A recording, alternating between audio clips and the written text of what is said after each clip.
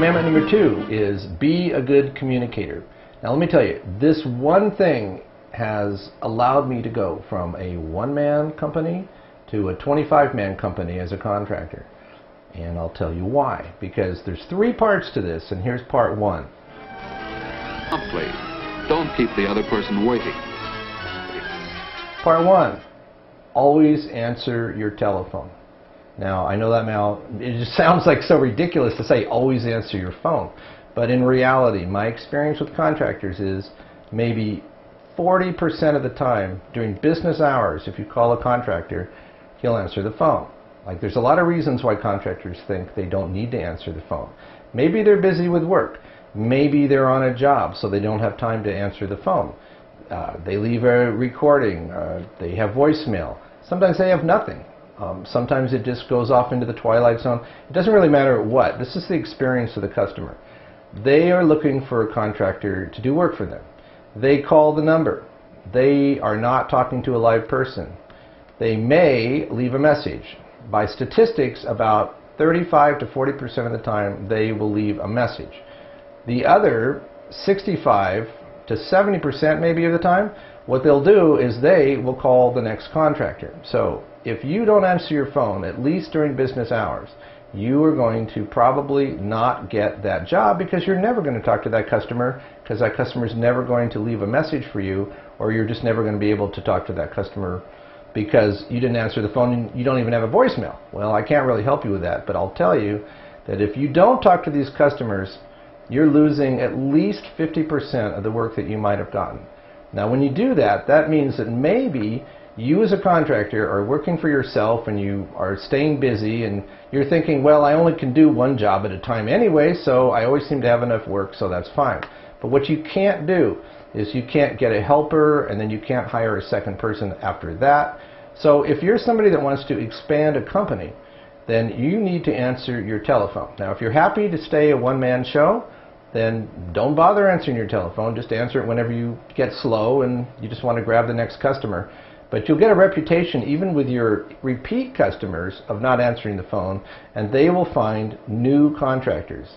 So my strong advice, if you want to expand as a contractor, is find a way to always personally or have a live person answer the phone during business hours, and always have a voicemail after business hours.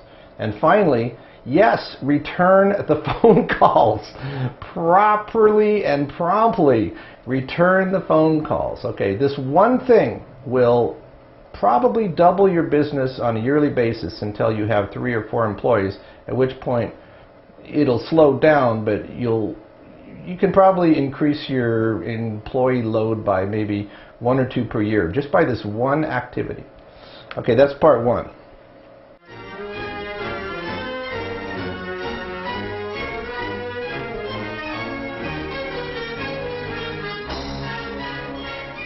Part 2 of this communication issue is always agree with a customer about what the price of the job is before you begin.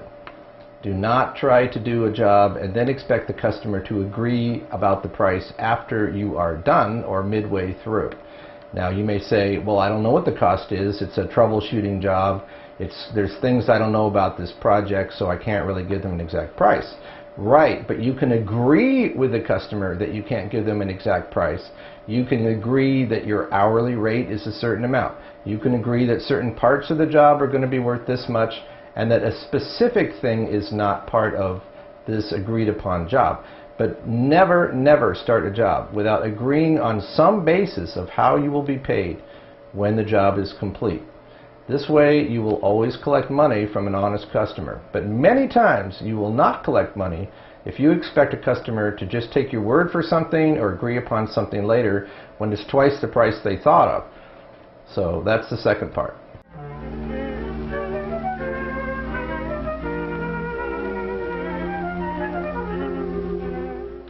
Okay, part 3 of this communication is always let a customer know if something has changed about the status of the job. If you're in the middle of a job, you're working on it, and you run into some extra problem, you need to communicate that problem to the customer. You don't just continue on, do something that the customer didn't know about or expect to happen, and then you expect that customer to agree with what just happened. Always communicate with the customer about any changes about a job so that there's no surprises at the end. And if there's a price change because of these changes, you need to tell the customer about that.